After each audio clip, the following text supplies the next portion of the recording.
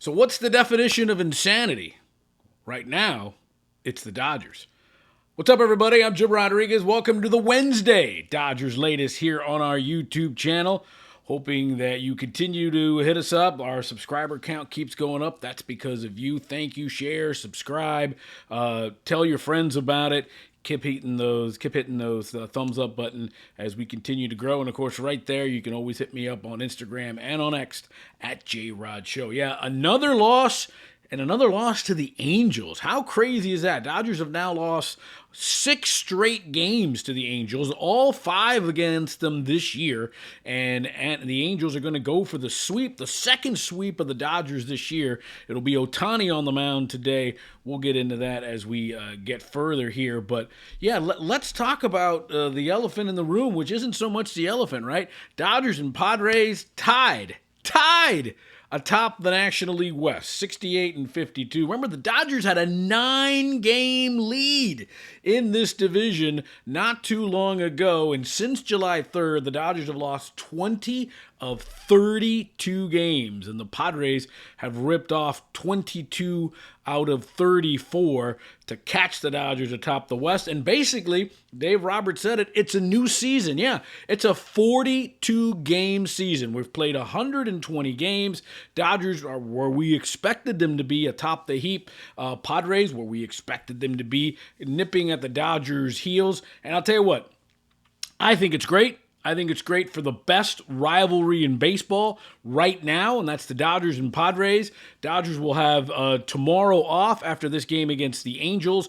Padres are in San Francisco playing the Giants, and then next weekend, or this weekend, Friday, Saturday, and Sunday at Dodger Stadium, the San Diego Padres come to town, and it's going to be a stretch where the Dodgers and Padres face each other, at least from the Dodgers' perspective, 6 times over 10 games. Now, that'll be it. No more games against the Padres this year, but man, oh man, I've always said it. I talked to Jesse Agler, who's the Padres play-by-play guy. Hey man, baseball's just better when the Padres are good and the Dodgers are good at the same time, just like, the Dodgers and Giants, Cardinals and Cubs, Yankees and Red Sox, whatever you want. Best rivalry in baseball right now is Dodgers and Padres, and it's a 42-game season with these two teams facing each other 6 times over the next week and a half. Dodgers have beaten the Padres 5 out of 7 this year, but almost seems like that was a million years ago, the way the Dodgers are playing and the way the Padres are playing. Crazy. Dodgers, of course, blew a game last night. Ohtani hit his 43rd home run of the year to lead the National League, but the Dodgers couldn't hold it because of, again, another leaky bullpen. So, who is going to be the closer? Here's an idea.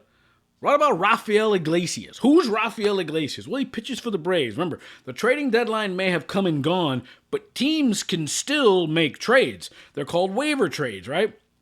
Where a team, let's say the Braves, will say, okay, we will trade you player A, Rafael Iglesias, and the Dodgers have agreed to trade player B, and then they put them on waivers. They essentially release them. And then every team, by the worst record up to the best record, has an ability to make a claim on that player. It's a little tricky.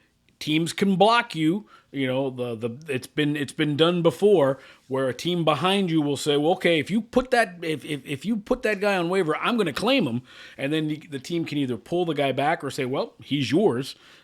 That's the only way to make a trade till the rest of the season. On September 1st, the next deadline is you got to be on an active roster to be eligible for the playoffs. So that's the next one. But you can still make trades. It's just a little bit trickier.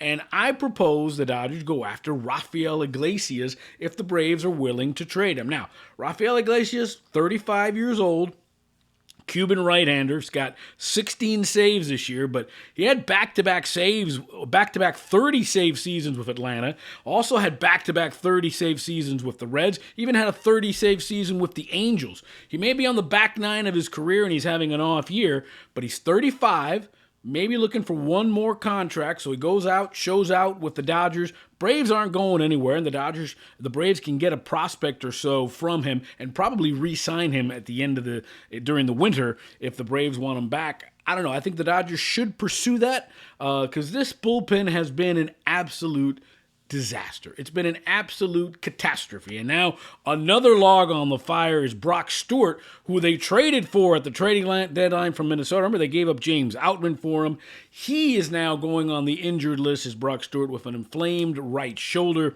It just doesn't get easier. Alex Vesia just didn't look like a closer, didn't have closer stuff. Blake Trinan looked good, but they need a closer. And I know Tanner Scott is close to coming back. Is Ohtani a guy you're going to see in the bullpen? I don't know. I just don't know. I am at my wit's end with this bullpen and who is going to close these games. Remember, the Dodgers have Alexis Diaz, who they traded for. He's the brother of the Mets closer. He hasn't had an opportunity to save a game this year, and he's in AAA Oklahoma City, but he has been an excellent closer. And there's also Bobby Miller. Remember Bobby Miller? Pretty much he's now considered to be a failed starter, and the Dodgers are actually trying to get him to pitch in the bullpen in AAA. He's had some success, kind of like an Eric Gagne situation, who was a failed starter. It turned out to be one of the best closers in the history of baseball. So that's possibly what's out there. Iglesias, maybe. That's just me kind of stirring the waters. And in-house already is Alexis Diaz and Bobby Miller. At the end of the day, the Dodgers need some help. I know Tanner Scott's going to be on the way back, but is he going to be good up here? That's what worries me. Is Blake Trinan the guy you want to be the closer? He had been pretty bad until his last outing last night against the Angels.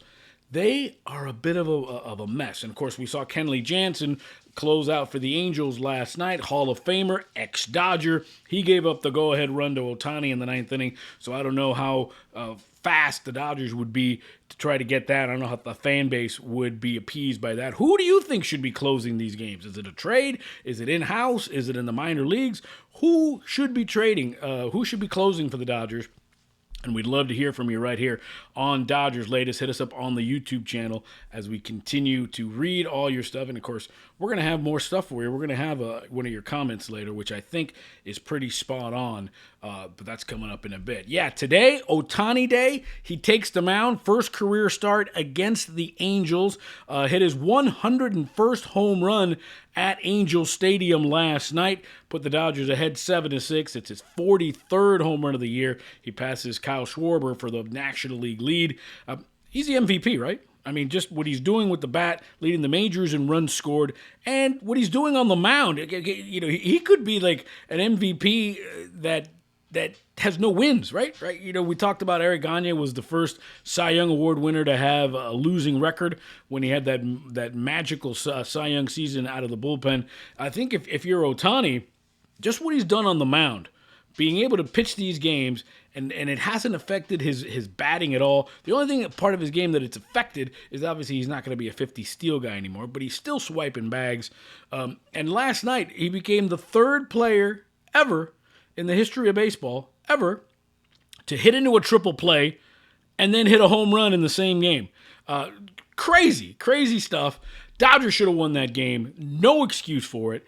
The Padres have caught him. Dodgers are scuffling right now, and Ohtani will take the mound tonight. Again, they're hoping to get at least 4 innings out of him tonight.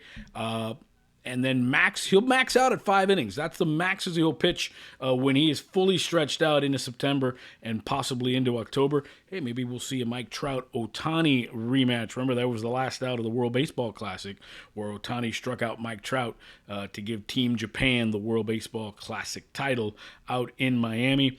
Maybe Ohtani's the closer. Remember, he was the closer in that World Baseball Classic game against Team USA. Maybe he's the guy you bring in. Again, I don't know how, coming off an arm injury, I don't know how the warming up, getting loose before a game, I don't know how that's going to affect him, but let's get him fully stretched out first. He'll be on the mound tonight at the Big A. Thursday off, and then, of course, the San Diego Padres come to town. All right, we always tell you be part of the show. Viewer comments right there. Yeah, right there. We always want to hear from you. And here's an interesting one. Normally, I love the passion here on Dodgers Latest, but this kind of made sense to me. Check this out. Dodgers ain't winning jack this year. They're playing like a bunch of rich guys who just there for a check. Elite pitching will destroy them in the playoffs. Well, I don't know about elite pitching, but certainly a bullpen like the Padres have could give them some issues. And here's what I will say this. a guy that I respect a lot in local LA radio, Steve Mason, said something that I think really hit home with me, is that he's almost glad that the Padres have caught the Dodgers, because now the Dodgers kind of get out of bed, stop hitting snooze, and start getting after it. They've kind of been going through the motions. And going back to that comment about rich guys, have you seen all the Van Cleef and Arpel necklaces that they're wearing? $9,000 necklaces. I get it. Everybody wears it, and it doesn't affect anything. But it just adds to that perspective, right? And, perspective is reality. When you're kind of going through the motions, and not really having any meaningful games. I mean, really, what's the most meaningful game the Dodgers have had this year? Maybe, mid-June when the Giants beat them and got within one game, and the Dodgers kind of ripped off a bunch of wins in a row and won a bunch of series and made the distance and created this 9-game lead. Well, that's gone. So it's time to step it up, time to grind again, and maybe it's time to hold people accountable. I mean, Michael Conforto, my God, how many times is he going to come up with the bases loaded or a chance to give the Dodgers the lead and not deliver? I get it. It's a results-oriented business. If you don't do your job well, if I don't do my job well, guess what? We're out. So I just think it's time to hold some people accountable. I get what Doc does. He's a great motivator, great psychologist, but I don't want to seem like I'm hitting the panic button, but 42 games into the season, Dodgers and Padres are even, and the Dodgers are a mess right now. They don't have a closer. The bullpen's a disaster. Nobody can go more than 4 or 5 innings as a starter. The offense is shaky. It's Ohtani and Freeman, and Will Smith, and that's about it. Will Smith's trying to win a batting title, and nobody's talking about that. We'll get into that, of course, tomorrow here on Dodgers Latest. But again, Dodgers need to start holding people accountable, I think, and it's time to start benching people, sitting people down, whether it be Mookie, whether it be Conforto. 42 games in, 6 games with the Padres in the next 10 games after today. It is time to giddy up, and it's exciting time, and I'm glad you're joining us here on Dodgers Latest. Remember, you can hit me up on Instagram and on X right there at JRod Show. Love to hear your comments. We read them all. We read them right here on this space. And remember to hit the like button, subscribe, comment, let us know what's going on. Fun times. Listen, this is not time to be angry. This is great. You want to play meaningful games. You don't want to kind of coast into the playoffs. That's how you get tripped up. It's a 42-game season, folks. Dodgers and Padres even. Cannot wait. Let's start by beating the Angels, all right? Remember, no matter what, we got your back, and it's always time for Dodger baseball.